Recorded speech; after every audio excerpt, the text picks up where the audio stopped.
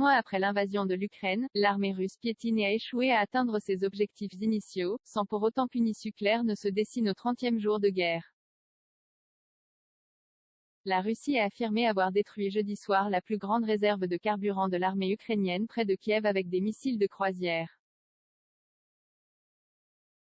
Les États-Unis et l'Union européenne ont annoncé vendredi la création d'un groupe de travail visant à réduire la dépendance de l'Europe envers les énergies fossiles russes. L'invasion russe de l'Ukraine a débuté il y a un mois. Au 30e jour de la guerre, les soldats russes semblent piétiner.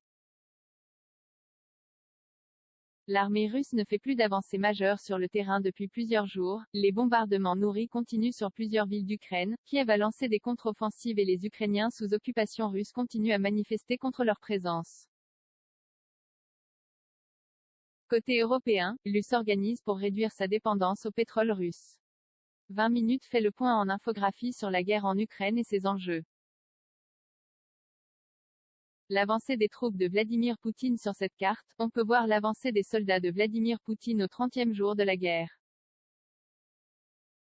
L'armée russe n'avance pratiquement plus depuis plusieurs jours en Ukraine. La guerre se fige dans l'impasse sur la plupart des théâtres. Mais la guerre n'est pas terminée et n'est pas susceptible de s'achever rapidement, écrit l'Institut américain de l'étude de la guerre, ISW, qui se refuse à écarter le moindre pronostic. Près de Kiev, l'armée russe a frappé une réserve de carburant de l'armée ukrainienne avec des missiles de croisière.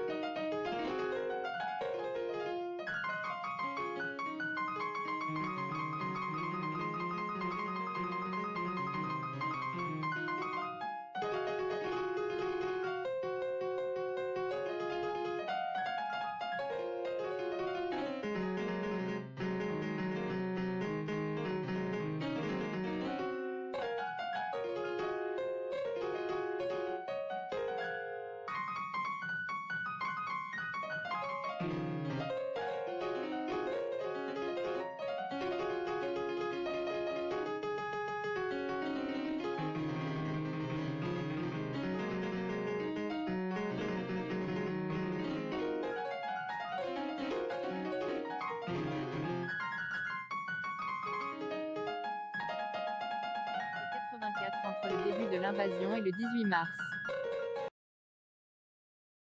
De nombreuses vidéos circulent sur les réseaux sociaux montrant des Ukrainiens protester contre l'occupation russe.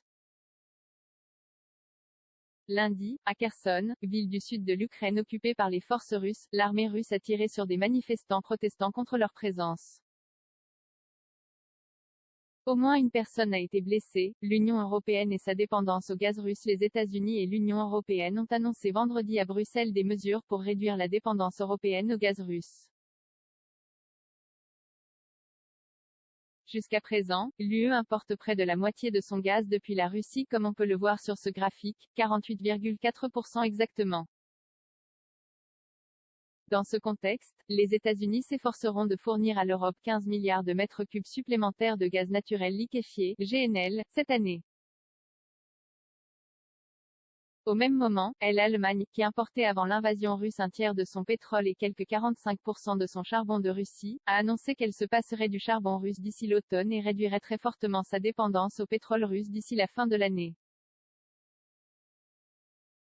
Pour le gaz, Berlin pourra être largement indépendante d'ici mi-2024, a indiqué le ministère allemand de l'économie dans un communiqué.